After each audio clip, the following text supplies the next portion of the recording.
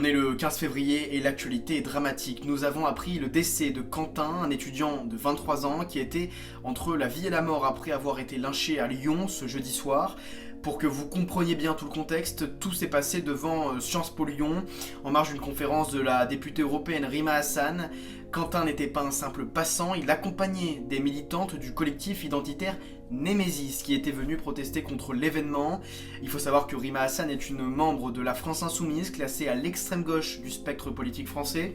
Selon les premiers éléments de l'enquête, il aurait été pris à partie et violemment frappé au sol par des individus appartenant à la mouvance antifasciste donc, et plus précisément au groupe de la Jeune Garde fondé par un membre, un député de la France Insoumise, Raphaël Arnaud, aussi lui-même fiché S. Depuis l'annonce de sa mort, c'est l'explosion politique totale.